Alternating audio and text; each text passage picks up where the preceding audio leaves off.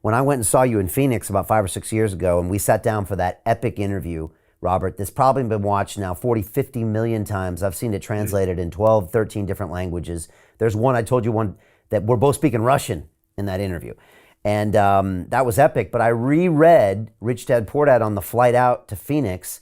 And man, I mean, by 15 pages in, there's just something about it that feels life transforming, as if what you're saying is, it's almost biblical, Robert, because it's the human DNA. You're explaining how we create value and how we perceive value.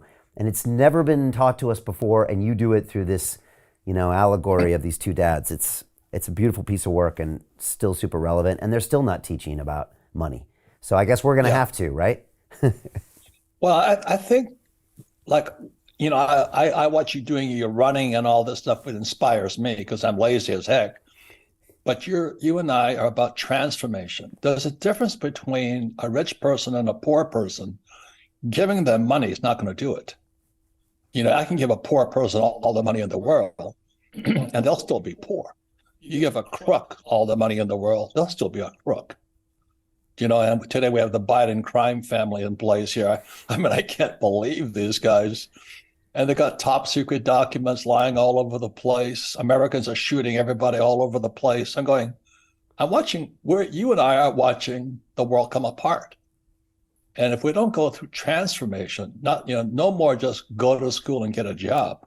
We've got to go beyond that, Brian. And so I think that's what you and I, as now the senior citizens of the Zoom world, that's what we're pushing for. You cannot just give somebody money or send them to school. They've got to transform. Well, Robert, you famously said the difference between a rich person and a poor person is their relationship with fear.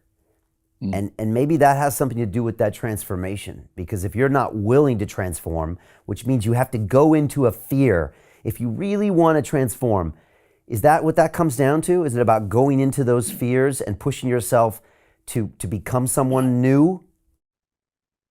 Well, it kind of goes back to education and transformation. My benefit was I didn't go to a traditional school.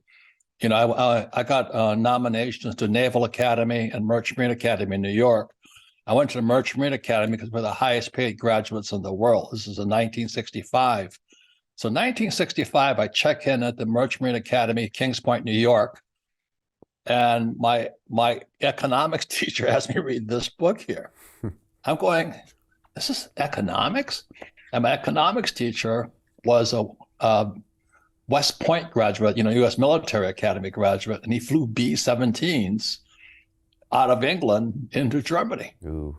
And he got shot down twice. Wow. And he had to escape and evade, and he got captured once and all this stuff. I'm talking to him. I said, why are we reading this book here? The Communist Manifesto. And so he says, because it's economics. There's a war on right now between Marxism or communism and capitalism. And our school system is run by Marxists. And when I read this book, I hate to say this, my family are Marxist. They said, I know this is England. Labor unions run the world. And my poor dad was the head of the teachers union for the state of Hawaii. And I'm reading this book here going, oh my God. And then he believes in taxes. And as you know, the rich don't pay taxes anyway. But my poor dad's telling you should pay your taxes. You should pay your taxes. I'm going, what? And so I came back in 1965. I was a changed human being. I said, I'm not going to listen to my school teachers anymore because they're Marxists. So what I'm saying is blasphemy. And then in 2020, I came up with this book here, Who Stole My Pension? And Jolly Jolly England made a twitch because your pensions almost went bust a little while ago. Right when they had to pivot the interest rates